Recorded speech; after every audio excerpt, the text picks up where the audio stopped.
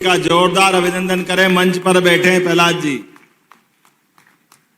प्रहलाद जी भाई साहब कह रहे थे कि मेरी हिंदी में थोड़ी दिक्कत है, लेकिन भाई साहब आपकी हिंदी हमको बहुत अच्छी लग रही, क्योंकि आपकी हिंदी से हमारे लिए ऐसा लग रहा कि हमारी हिंदी की यात्रा ये बड़नगर मालवा से होती हुई कर्नाटक की सीमा पार करते हुए 7 समंदर पार की तरफ जा रही है। जोरदार अभिनंदन करो माननीय प्रहलाद जोशी जी का।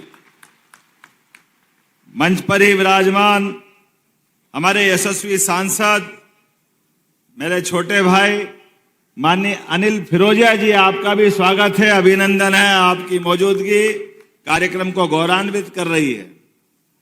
और हमारे लाडले विधायक श्रीमान जितेंद्र पंड्या जी, आपका भी स्वागत, अभिनंदन है। आपका बहुत अच्छा भाग्य जितेंद्र भाई, आपका भी। परमात्मा की क्या दया है। वंदे मातरम, वंदे भारत एक्सप्रेस ट्रेन में बैठ गए आप, फास्ट ट्रेन में लगातार धन धन धन धन, क्या स्पीड चल रही है। इस कार्यक्रम में हमारे बीच हमारे जिला अध्यक्ष माननीय बहादुर सिंह जी बोरमुंडला, आपका भी स्वागत, अभिनंदन बहादुर सिंह जी। हमारे बीच हमारी जिला पंचायत की भोली भाली अध्यक्ष श्रीमती कमला कुंवर अंतर सिंह देवड़ा जी, आपका भी अभिनंदन है। और मावा वगैरह लेने आए आप, मावा लेकर आया करो तो अच्छा लगता है। हमारे बीच यहां एक त्रिवेणी है, वो त्रिवेणी की 3 धारा या 3 देवता ब्रह्मा विष्णु महेश को याद कर लो। हमारे मुकेश पंड्या जी, शांतिलाल धवई जी या हमारे सुकमाल जैन जी, तीनों के लिए जोरदार अभिनंदन करो हमारे लिए। और इन सब के बीच हरिकिशन मेलवानी जी, वो भी अभिनंदन है, आपका भी स्वागत है।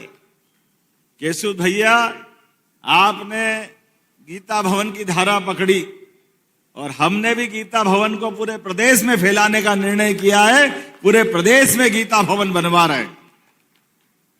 आज के इस अवसर पर नाम तो बहुत सारे, एक बार जोरदार अभिनंदन पूरे मंच का कर दो, यहां से वहां तक के हमारे नगर पालिका अध्यक्ष अभय जी से लगा करके सारे के सारे मित्रगण, जनपद के अध्यक्ष भी बैठी हमारी इस अवसर पर, सभी मंडल अध्यक्ष, जिले के महामंत्री, हमारे सभी अलग अलग प्रकार के पदाधिकारीगण। और खास बात, इस पूरे कार्यक्रम के साक्षी, बड़नगर में बोलता हूं तो बड़नगर मजा अलग ही देता है। बड़नगर का आनंद, भुट्टे का लड्डू, कचौरी का टेस्ट, गराड़ू के आनंद और चामुंडा माता, बोरेश्वर महादेव और गजनी खेड़ी माता जी का आशीर्वाद लेने की सदैव हमारी इच्छा होती है। यशस्वी प्रधानमंत्री श्रीमान नरेंद्र मोदी जी का जोरदार अभिनंदन करो आज के इस अवसर पर। आप बड़नगर वालों का भी क्या भाग्य है भाई साहब। भाग्य हो तो किसी का बड़नगर जैसे का। अपने भारतीय जनता पार्टी के वंश वृक्ष में कुल 2 ही प्रधानमंत्री दिए हैं जो शुद्ध खाटी हमारे अपनी जड़ों से निकले हुए। एक स्वर्गीय भारत रत्न अटल बिहारी वाजपेयी, वो यहां पढ़ के गए, ये भी सौभाग्य है बड़नगर का। और एक और सौभाग्य है, माननीय नरेंद्र मोदी जी यहां संगठन करता तो आए हैं, लेकिन देश के प्रधानमंत्री बने तो उनका नाम भी बड़नगर है, गांव वाला। हमारे लिए यही सौभाग्य की बात है। ये बड़नगर, वो बड़नगर, बाकी सब गुड़गोबर नगर, केवल बड़नगर। मेरी भी पाठशाला है, मैंने BSc, LLB, MA, MBA, PhD सब करी, लेकिन बड़नगर की डिग्री सब पे भारी है। इसका अलग आनंद है आपके माध्यम से। हमारे बीच जब आनंद की बात हो तो परमात्मा की दया से बड़नगर वो नगर है जिस नगर में अतीत का गौरवशाली पृष्ठ जुड़ा हुआ है।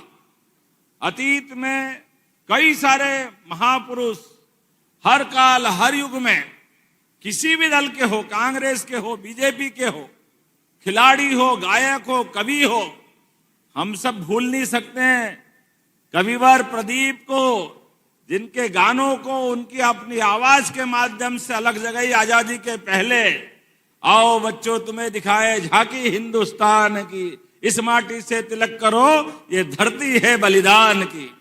ये जो उनका भाव है अतीत के काल से, तो ये कवि प्रदीप की भी नगरी है, स्वर्गीय भारत रत्न अटल बिहारी वाजपेयी जी की भी नगरी है।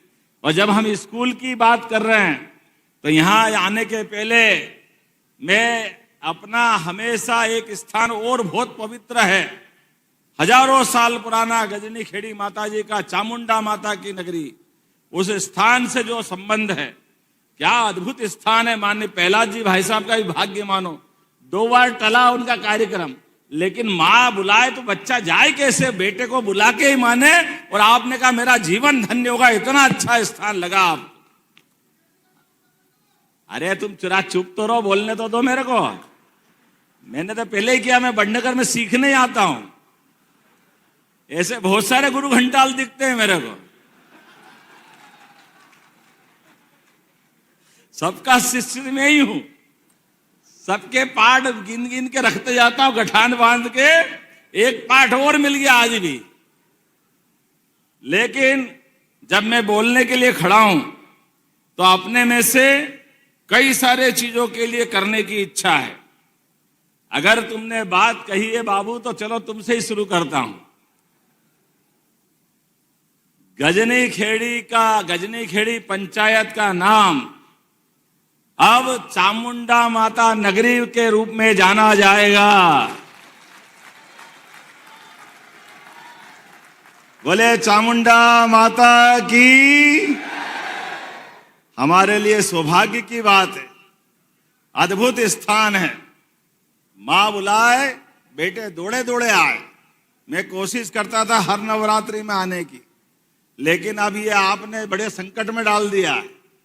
नवरात्रि में हूं तो आपके दर्शन बिगड़ जाए, इसलिए डर के मारे कम आता हूं कि बगैर नवरात्रि के चलो, ताकि किसी के दर्शन में व्यवधान नहीं हो।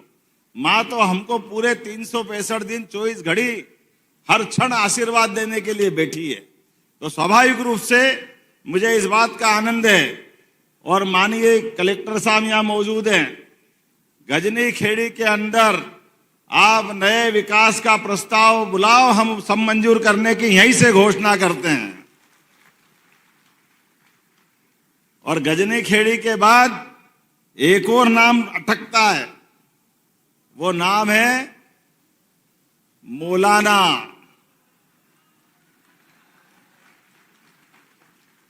अब हमको तो समझ में ही नहीं आया, गांव के अंदर इस नाम से क्या संबंध है। हमारे पुरुषार्थी लोग इस भाई साहब इस बड़नगर विधानसभा में अपने बलबूते पर प्राइवेट सेक्टर में इंडस्ट्रियल डेवलपमेंट का काम कहीं होता है तो मौलाना में होता है, वहां के अपनी उद्यमशीलता के बलबूते पर। पंजाब, हरियाणा, दिल्ली, वहां जो मशीन नहीं मिलती है यहां मशीन मिलती। इतना आनंद आता मौलाना गांव के अंदर। लेकिन नाम लिखो तो अटकता पेन। मैं विक्रमादित्य की नगरी से आता हूं और मैंने पूछा कि इसका नाम क्या किया जाए, तो उन्होंने कहा विक्रमादित्य के आधार पर विक्रमनगर इसका नाम किया जाए। तो आज के बाद इसका नाम भी विक्रमनगर किया जाएगा। ताली वाली में मजा आना चाहिए। आला अब तुम ज्यादा नहीं बजा रहे हो तो अगली घोषणा नहीं करूंगा। अगर आप साथ दोगे तो आगे बढ़ूं, या नहीं तो आगे दूसरी बात चालू कर दूं। पीछे वाले आलसी लग रहे हैं, उधर से भी आवाज नहीं आ रही आखिरी से। अच्छा, दोनों में कंपटीशन करो, इधर ज्यादा जोर से बजाते कि वो पहले तुम बंद रखना, उधर से बजवाता हूं। आप मत बजाना, आप बजा के बताओ ताली कितनी जोर से बजा सके। अब आप जरा चुप रहना, आप बजा के बताओ जोरदार तरीके से ताली। अब मैं जो घोषणा करूंगा जहांगीरपुर की, तो दोनों तरफ से आवाज आना चाहिए। जगदीशपुर हमारी पंचायत जहांगीरपुर जानी जाएगी।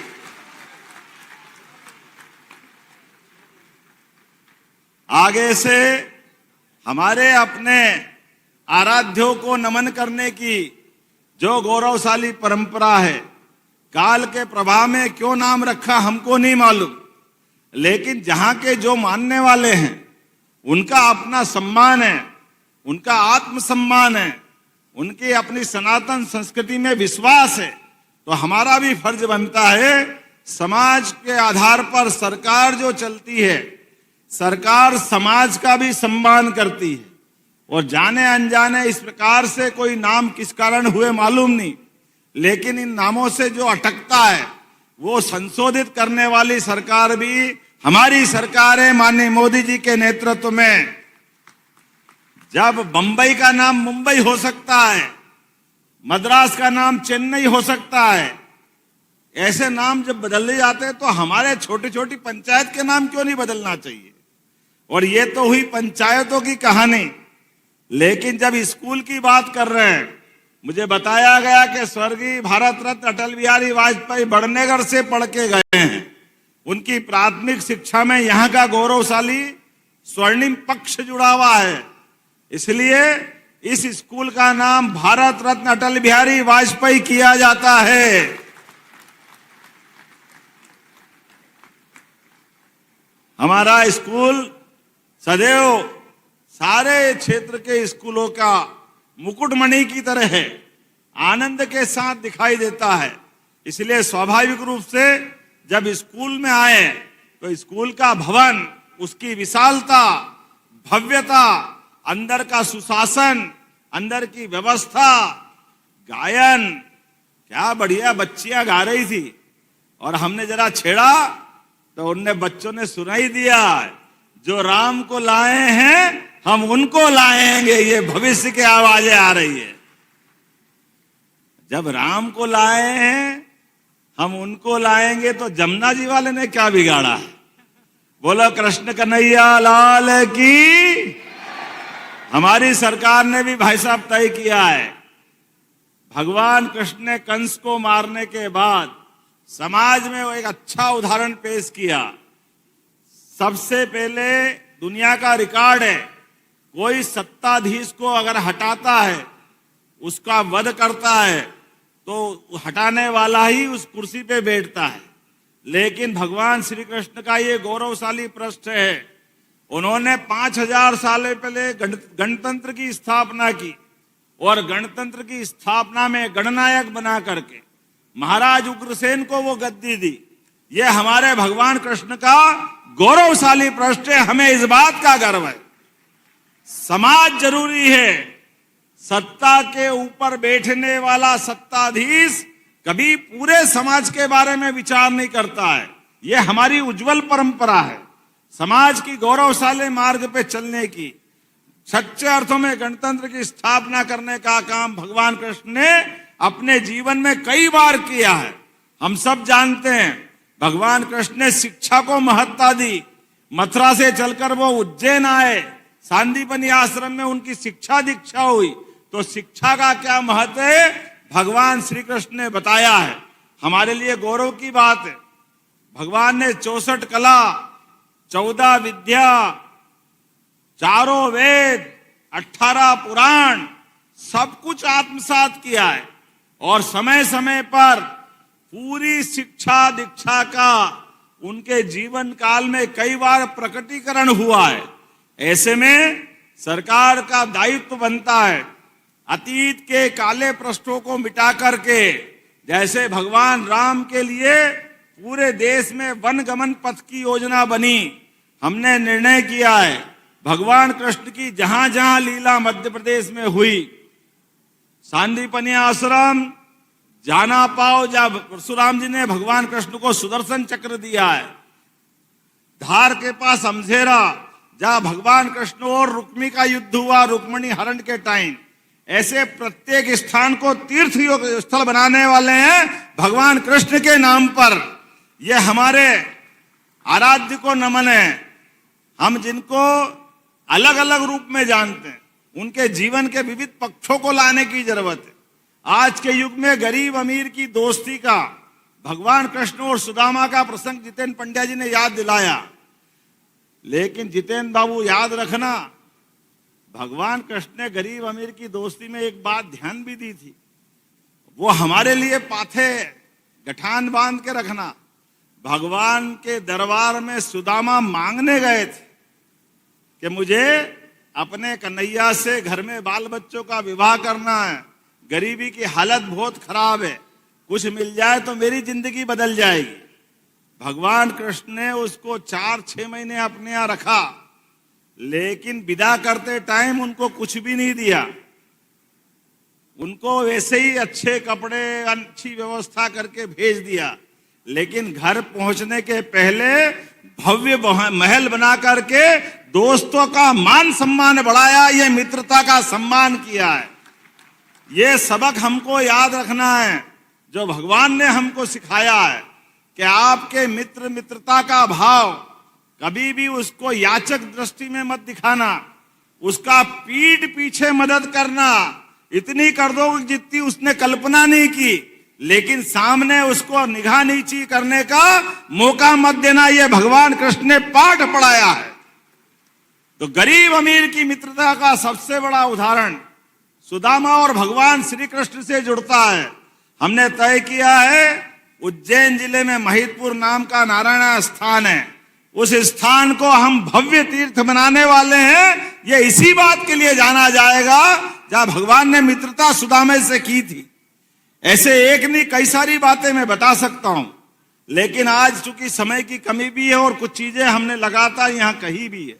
मुझे बताया गया कि मंडी यहां की बहुत अच्छी है, 17 करोड़ का रेवेन्यू मिलता है, तो उस मंडी के अंदर 4 करोड़ के भूमि पूजन यहीं से किए जा रहे हैं। और आगे भी चिंता मत करना, आने वाले समय में जो बड़नगर चाहेगा वो सब मिलेगा। लेकिन जब बड़नगर में आ रहे हैं तो 40 करोड़ के स्कूल का लोकार्पण हुआ है, वो भी भारत रत्न अटल बिहारी वाजपेयी जी के नाम पर।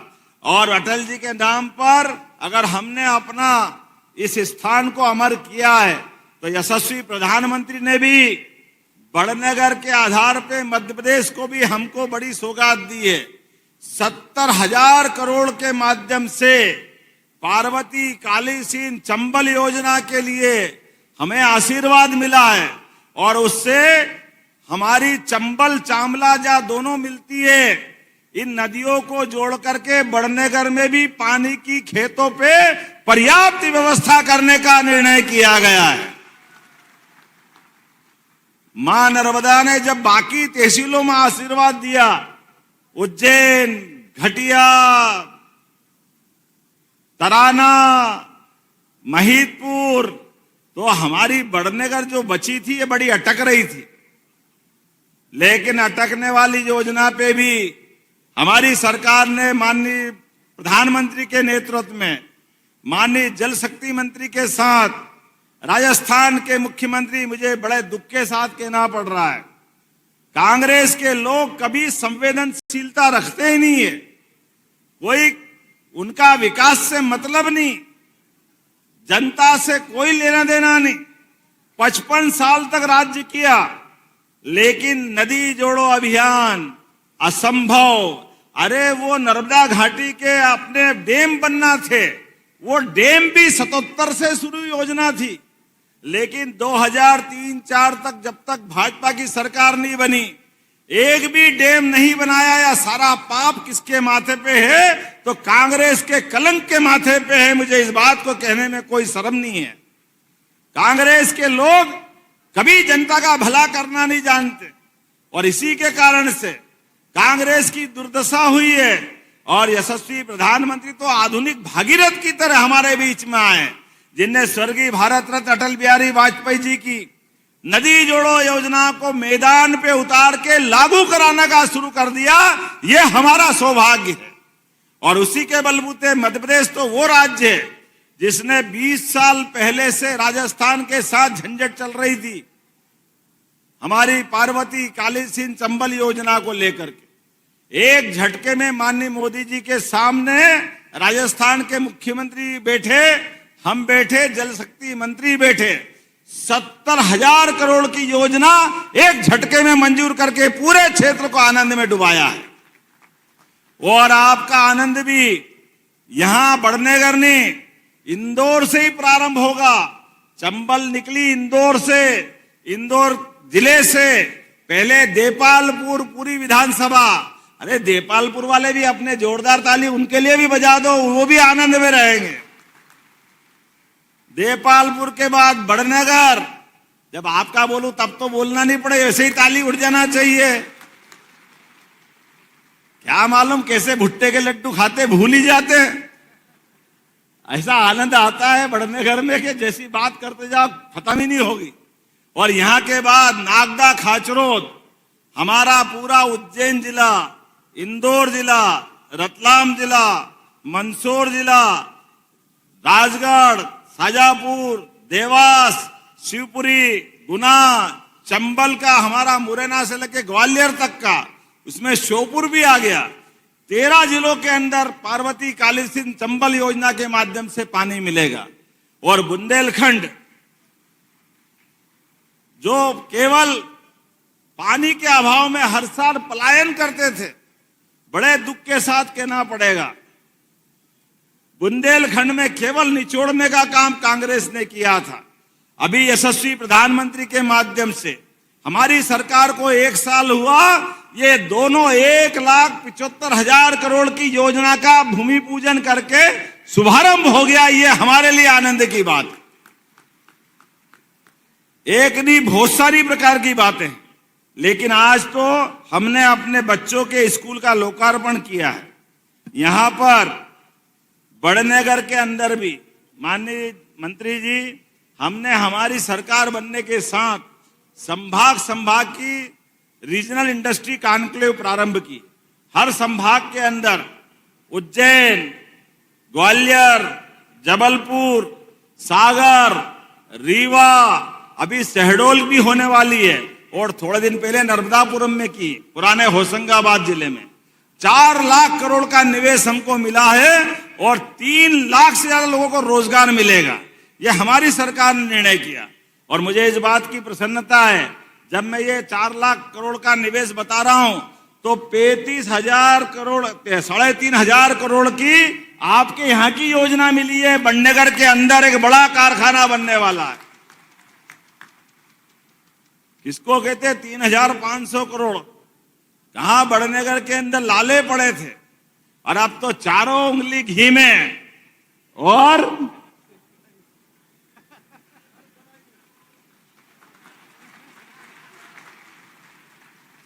सारा हिसाब चूकता कर लिया।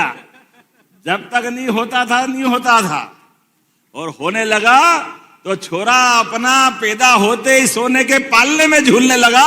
ये समय बदल गया है। क्या भाग्य है बड़नगर का।